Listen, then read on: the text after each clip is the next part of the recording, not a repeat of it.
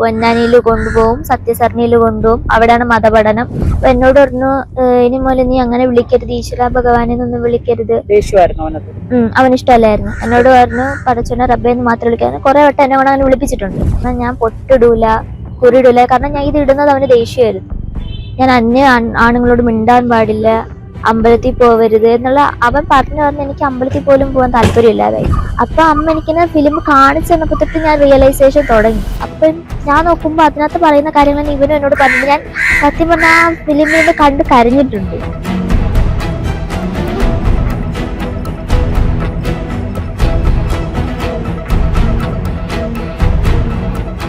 Kerala story എന്ന cinema നിങ്ങൾ എത്ര പേർ കണ്ടിട്ടുണ്ടാവും?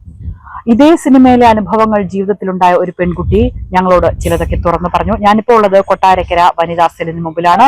ഈ കുട്ടിക്ക് സംഭവിച്ചത് എന്താണെന്ന് ഞെട്ടിക്കുന്ന വെളിപ്പെടുത്തലാണ് ഞങ്ങളോട് തുറന്നു പറയുന്നത്. എന്റെ കൂടെ ഇപ്പോൾ മോള് സംസാരിക്കുകയാണ്. മോളെ, അങ്ങേയറ്റം ഞെട്ടലോടുകൂടി തന്നെയാണ് ഞങ്ങൾ ചില കാര്യങ്ങൾ ചോദിക്കുന്നത്, അറിഞ്ഞത്. മോളെ ശരിക്കും എന്തായിരുന്നു സംഭവിച്ചത്? ഞങ്ങൾ ഒരുമിച്ച് പഠിച്ചതായിരുന്നു.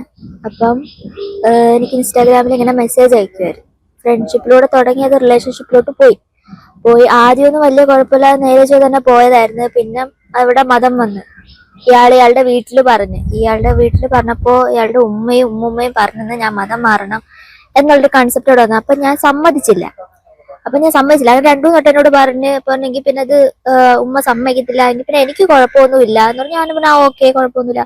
പിന്നെയും ഓരോ ദിവസം ഇതുപോലെ എൻ്റെ അടുത്ത് പറഞ്ഞു ഉമ്മ സമ്മതിക്കുന്നില്ല, അങ്ങനെ മാറിയേ പറ്റുള്ളൂ എന്ന് പറഞ്ഞു. അപ്പൊ എനിക്ക് മതത്തിനെ കുറിച്ചൊന്നും എനിക്ക് അറിയത്തില്ല. നമ്മുടെ മതത്തിനെ കുറിച്ച് വേറെ ഒരു മതത്തിനെ കുറിച്ച് എനിക്കറിയത്തില്ല. ഇങ്ങനെ മതം മാറിയാലുണ്ടാവുന്ന ഈ ഭവിഷ്യത്തോളം എനിക്കറിയത്തില്ലായിരുന്നു. അപ്പൊ ഞാനെന്ന് പറഞ്ഞു എങ്കിൽ പിന്നെ ഓക്കെ എന്നിങ്ങനെ പറഞ്ഞു. പിന്നെയും ഈ കാര്യങ്ങൾ വെച്ചിട്ട് ഞാൻ യൂട്യൂബിലൊക്കെ സെർച്ച് ചെയ്ത് നോക്കിയപ്പോഴത്തേക്ക് പേര് മാറും, നമ്മുടെ ഡ്രസ്സിങ് മാറും, എല്ലാം മാറും. ഇവിടെ ഐഡന്റിറ്റി സംസാരിക്കുമ്പോൾ അവൻ പറയുന്നുണ്ടായിരുന്നു എന്തുവാ, അവൻ ഇങ്ങനെയൊക്കെ പറഞ്ഞിരുന്നോ പേര് മാറണം? പേര് മാറും എന്നൊക്കെ പറഞ്ഞായിരുന്നു. കാരണം നമ്മള് റിലേഷൻ മാറുമ്പോ പേര് മാറും എന്നൊക്കെ പറഞ്ഞപ്പോ എനിക്കൊരു ഇതായി. കാരണം ഇത്രയും നാളെ ഞാൻ ഒരു പേരിൽ അറിയപ്പെട്ട് പിന്നെ ആരും അറിയാതായി പോകും. അപ്പം നോക്കുമ്പോ എന്റെ വീട്ടുകാരും എനിക്ക് കാണൂല, ആരും എനിക്ക് കാണൂല. അപ്പൊ തൊട്ട് ഉള്ളിലൊരു പേടി വന്നു തുടങ്ങി. അപ്പൊ ഞാൻ ഗ്യാപ്പ് ഇടുമ്പോഴും ഇവൻ അടുക്കും, ഞാൻ ഗ്യാപ്പ് ഇടുമ്പോഴും അടുത്തടുത്ത് വന്നു തുടങ്ങി. പിന്നെന്ന് വെച്ചാ സീരിയസ്ലി ഞാൻ ഇത്രയും ഒരു ബാക്ക്ഗ്രൗണ്ട് ഉള്ള ഒരാളാണെന്ന് എനിക്ക് അറിയത്തില്ലായിരുന്നു. എന്നോടൊന്നും പറഞ്ഞിട്ടില്ല, ആരും എന്നോട് പറഞ്ഞിട്ടില്ല. അപ്പൊ ഈ മുമ്പ് അറിയാവുന്നത് പറഞ്ഞല്ലോ, ആ സമയങ്ങളിലൊക്കെ എങ്ങനെയായിരുന്നു സ്കൂൾ ടൈമിലൊക്കെ? ആ സമയങ്ങളില് ഞങ്ങളുടെ പെമ്പിളാർത്ത് അങ്ങനെ മോശമായിട്ടൊന്നും പെരുമാറില്ല. പക്ഷെ ഞാനൊരു കോണ്ടാക്ട് ഇല്ല, മിണ്ടത്തൊന്നുമില്ലായിരുന്നെങ്കിലും വേറെ ആമ്പിള്ളേരെ അടിക്കുന്ന കേസിലൊക്കെ ഉള്ളായിരുന്നു സ്കൂളില് പ്രശ്നം. അല്ലാതെ ഇത്രയും പെമ്പിള്ളേരെ എന്താ പറയാ എപ്പോഴും മദ്രസ പഠനം അങ്ങനെയുള്ള കാര്യങ്ങളൊക്കെ ഉണ്ടായിരുന്നു? ഇല്ല, അങ്ങനെ വിശ്വാസിയൊന്നുമല്ല. പള്ളി പോണ കാര്യങ്ങളൊന്നും അങ്ങനെ പറയത്തൊന്നുമില്ലായിരുന്നു. ആമ്പിള്ളേര് പെമ്പിള്ളേരുടെ സീനൊന്നും സ്കൂളിൽ ഉണ്ടായിട്ടില്ല. അതുകൊണ്ട് എനിക്ക് അറിയത്തില്ലായിരുന്നു. അപ്പം വേറൊരു മുന്നേ ഉള്ളൊരു പെൺകുട്ടിയുടെ കാര്യം വന്നപ്പോഴും എന്നോട് പറഞ്ഞത് ആ തെറ്റ് അവളുടെ കയ്യിലാണ് എന്നുള്ള രീതിയിൽ എന്തെന്ന്. അപ്പൊ എനിക്കൊന്നും അറിയത്തില്ല. വീട്ടിലറിഞ്ഞപ്പോഴും ഞാൻ വീട്ടുകാരുടെ അടുത്തും അവനെ സപ്പോർട്ട് ചെയ്താൽ ഞാൻ സംസാരിച്ചോളൂ. അവന്റെ വീട്ടിൽ അനിയത്തിയും അമ്മയും അച്ഛനും ഇവരും. ഇവരൊക്കെ മോളോട് സംസാരിച്ചിട്ടുണ്ടോ? അനിയത്തി എന്നോട് സംസാരിച്ചിട്ടില്ല, വാപ്പയ്ക്ക് അറിയത്തില്ലായിരുന്നു. ഉമ്മ എന്നോട് സംസാരിച്ചിട്ടുണ്ട്. ഉമ്മ എന്തൊക്കെയാണ് പറഞ്ഞത്? വേറെ ഒരു മോളെന്ന സ്ഥാനത്ത് മാത്രമേ എന്നോട് സംസാരിച്ചിട്ടുള്ളൂ. വേറൊരു മതമായിട്ട് ബന്ധപ്പെടുന്നൊന്നും പറഞ്ഞിട്ടില്ല. എന്താ അവന്റെ പേരെന്താണ്? അവന്റെ പേര് അൻവർഷ. അവന്റെ സ്ഥലം വട്ടപ്പാറ, മീയന വട്ടപ്പാറ. മീയന അതായത് ഓയൂര് കൊല്ലം ജില്ലയിലെ ഓയൂര് മീയന വട്ടപ്പാറ അല്ലേ? ഓക്കെ, അവിടെ വെച്ചാണ് ഇവൻ ഇത്തരത്തില് ഈ ഒരു പ്രശ്നങ്ങളൊക്കെ ഉണ്ടാക്കിയത്. ഇപ്പൊ ഇതിന് മുൻപും വേറെ ഏതെങ്കിലും കുട്ടികളോട് ഇങ്ങനെ കാണിച്ചിട്ടുണ്ടോ? എന്നോട് പറഞ്ഞിട്ടുള്ളതും എനിക്കറിയാവുന്നത്, എനിക്ക് മുന്നേ ഉള്ള ഒരു പെൺകുട്ടിയെ ശാരീരികമായിട്ട് ഉപദ്രവിച്ചിട്ടുണ്ടെന്നാ. പക്ഷെ ആ കുട്ടി പറഞ്ഞതനുസരിച്ച് അതിന് മുന്നേയും 2-3 കുട്ടികളായിട്ട് ബന്ധം ഉണ്ടായിരുന്നാ പറയുന്നത്. ഓക്കെ. അപ്പം ഇത് മോളുടെ അറിവിൽ ഇങ്ങനെ 2-3 കുട്ടികൾ ഉണ്ടായിട്ടുണ്ടല്ലേ? അപ്പൊ ഞാൻ ചോദിക്കട്ടെ, ഈ ഏതൊക്കെ രീതിയിലാണ്, അല്ലെങ്കിൽ ഒരു മതം മാറുന്ന ആ ഒരു രീതിയിലേക്ക് നമുക്ക് സംശയം തുടങ്ങിയത് എങ്ങനെയാണ്? ഇത് ഇവൻ ഫസ്റ്റ് വീട്ടിൽ പറഞ്ഞു എന്നുള്ളൊരു തോന്നില്ലേ, അവിടെ തൊട്ടാണ് എനിക്ക് തുടങ്ങിയത്. അപ്പോഴും എന്റെ മനസ്സിലൊന്നും വേറൊന്നും തോന്നില്ല. കാരണം എനിക്ക് ഇങ്ങനെ പൈസ കിട്ടുമെന്നോ ഇത് മാറിക്കഴിഞ്ഞ് ഇത്ര വലിയ പ്രശ്നമാവുന്നോ ഒന്നും എനിക്ക് അറിയത്തില്ല. ആരും എന്നോട് പറഞ്ഞിട്ടുമില്ല. ഞാനായിട്ട് യൂട്യൂബിലൊക്കെ കയറി സെർച്ച് ചെയ്തപ്പോഴും വലിയതായിട്ട് ന്യൂസ് ഒന്നും ഞാൻ കേട്ടില്ല. അപ്പൊ ഞാൻ പറഞ്ഞ ഓക്കെ എന്ന് പറഞ്ഞ ഞാൻ പിന്നെ അപ്പം പോകെ എനിക്കും ഡൗട്ട് അടിച്ചു തുടങ്ങി. അവൻ പറഞ്ഞായിരുന്നോ ഇങ്ങനെ മതം മാറണോ എന്തോ എവിടെയോ? പൊന്നാനിയില് കൊണ്ടുപോകും, സത്യസരണിയിൽ കൊണ്ടുപോകും, അവിടെയാണ് മതപഠനം. അത് കഴിഞ്ഞ എന്റെ പേരൊക്കെ മാറും എന്നുള്ളൊരിത് വന്നായിരുന്നു. Okay okay. പേര് മാറും അല്ലെങ്കിൽ പേര് പറയാൻ പറ്റത്തില്ല എന്നുള്ളൊരു അവസ്ഥയിലേക്ക് വന്നു അല്ലേ? അപ്പൊ മോൾ ഇങ്ങനെ നമ്മളറിയാതെ നമുക്കറിയാലോ എന്തൊരു ടെൻഷൻ വരുമ്പോൾ നമ്മൾ ഭഗവാനെ വിളിക്കും നമ്മുടെ വിശ്വാസത്തിലുള്ള അങ്ങനെയുള്ള സിറ്റുവേഷൻ ഉണ്ടായിട്ടുണ്ടോ? ഇഷ്ടം പോലെ ഉണ്ടായിട്ടുണ്ട്. ഞാൻ വാ തുറന്ന കൃഷ്ണ മുത്തപ്പ എന്ന് പറയുന്ന ഞാൻ അവനോട് സംസാരിക്കുമ്പോൾ ഞാൻ അങ്ങനെയായിരുന്നു സംസാരിക്കുന്നത്. അപ്പൊ എന്നോട് പറഞ്ഞു ഇനി മുതൽ നീ അങ്ങനെ വിളിക്കരുത്, ഈശ്വര ഭഗവാനെ ഒന്നും വിളിക്കരുത്. ദേഷ്യമായിരുന്നു അവനത്? അവന് ഇഷ്ടമല്ലായിരുന്നു. എന്നോട് പറഞ്ഞു പടച്ചോനെ റബ്ബേന്ന് മാത്രം വിളിക്കായിരുന്നു. കുറെ വട്ടം എന്നെ കൊണ്ട് അങ്ങനെ വിളിപ്പിച്ചിട്ടുണ്ട്. പക്ഷെ ഞാൻ ജനിച്ചപ്പോഴും ഇങ്ങനെ പറഞ്ഞ് വിളിച്ചു പഠിച്ചത് കൊണ്ട് എനിക്ക് അത് വായി വരൂലായിരുന്നു. അപ്പൊ ഞാൻ ചോദിക്കട്ടെ, അപ്പൊ ഈ എന്താ പറയാ നമ്മള് വേറൊരു തലത്തിലേക്ക് മാറുന്നു, അങ്ങനെയുള്ള സമയങ്ങളിൽ മോളുടെ സ്വഭാവത്തിൽ എന്തെങ്കിലും ചേഞ്ച് ഉണ്ടോ? അമ്പലത്തിൽ പോകാൻ നല്ല രീതിക്ക് എന്റെ സ്വഭാവത്തിൽ നല്ല ചേഞ്ച് ഉണ്ടായി. കാരണം ഞാൻ പൊട്ടിടൂല, കുറിയിടൂല. കാരണം ഞാൻ ഇത് ഇടുന്നത് അവന് ദേഷ്യമായിരുന്നു. ഞാൻ ആണുങ്ങളോട് മിണ്ടാൻ പാടില്ല, അമ്പലത്തിൽ പോവരുത് എന്നുള്ള അവൻ പറഞ്ഞു പറഞ്ഞ് എനിക്ക് അമ്പലത്തിൽ പോലും പോകാൻ താല്പര്യമില്ലാതായി പോയി. നല്ല സ്വഭാവമാറ്റം ഉണ്ടായിരുന്നു. വീട്ടുകാരെ പോലും എനിക്ക് കണ്ടുകൂടാ, വീട്ടുകാരോട് എനിക്ക് ദേഷ്യം ഒക്കെ തന്നെയായിരുന്നു.